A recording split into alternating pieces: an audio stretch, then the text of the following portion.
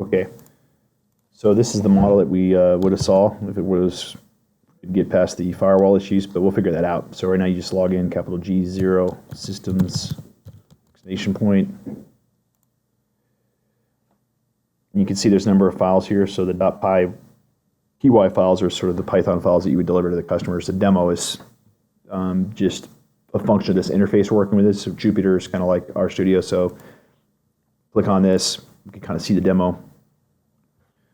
So the demo shows, some text at the top, and then this is actually an example of how you would use the Python modules. So you import the modules, set up a logger, then you actually have to make a model. So you make a model, it's an LCC model, you give it a name, it could be whatever you want. You go ahead and load a regression model. So you actually don't even need this line, but this is the magic line right here, my model.load LCC. So it's going to take this data in this CSV and load it into the model and then display it. So the displaying of it is here, it's got the name, and then we walk through every one of the WBSs has a y equals some coefficient plus a p, plus a coefficient value and an independent variable, and it has the significance level for each of these variables. And this is right out of that WBS models worksheet, which is that yellow table. This is where all this is read. Okay, so how do we actually use it? It shows how you use it. You make a system, you give it the attributes that you want. So here I'm using weight, crew capacity, and then I tell the model to evaluate it and then print it. So that's this first line. So it would render this right here. The second model, you give it weight, engine power, weapon caliber, crew capacity, you render it, and it gives you the value. So that's essentially what the Excel does also by hand. So all we've really done is we made Python do what Excel's doing. So if you go up here to each individual files, you have LCC model. This is sort of the parent model. That's really important. Has an initializer, kind of sets everything up. This is an evaluation thing. So when you want to evaluate a model, you pass it a set of values, and then what it does is it, for every one, so for key in regression models, so it's got a set of regression models, it enumerates each one of those, and for each one it adds up that regression model's value for those set of values, and then it just sums all those up. A fitting model, I don't have this actually implemented yet, but this is a function where we could basically, given some new Uber data, we could update all the models and make new CSVs on the fly. Loading the LCC model. This is where, when we pass it the CSV, what it does is it opens a CSV, and then for every row in the CSV, it makes a regression model.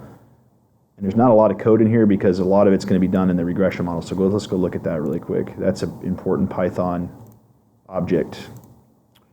So the regression model has a bunch of attributes. It's got a name. It's got the WBS ID, so we have to kind of keep track of which WBS the regression model is working with. It has an R-squared and intercept. The fitting thing is not done yet, but we could add it. The evaluation, so this is where when you send it a set of values, what it does is for every attribute and include model attributes. I'll go into that in a second. But basically for every one of the 6 attributes you guys have decided on, starts with a coefficient of 0. It tries to read the coefficient from the CSV. It multiplies that by the value that you sent in, and then it totals that up and returns it. And then keep in mind, this is one WBS, so the overall LCC model is doing this for every one of those. This is where we actually load it. So given a row from a CSV value, this parses that row and populates the coefficients and the significant values. The pre-print is what makes it look good when you print it. This is if you want to dump it back out to a file, you can actually turn it back into CSV. And this is just a string representation of itself. So yeah, it includes Python. This is where your attributes are. So this would allow the customer later on, if they wanted to add other attributes, but right now I just took the 6 that you all have decided, and this is kind of a really important file because whatever you send it data-wise, it's going to expect to see these 6 attributes. So on the data side, I have the CSV model. So this is a header row, and then for each row we have a WBS model. These are the regression models from the WBS models sheet of the Excel model. So this is the yellow table, if you will, represented as CSV. So if you took the yellow table, saved it as a CSV file, just those portions, it would look exactly like this. So, road ahead, I will work on fixing this demo so we can get it in a better spot. So you can show it to your customer, and we'll find a better place to host it, and then we'll work on kind of figuring out what we're going to do with those different phases. Take care.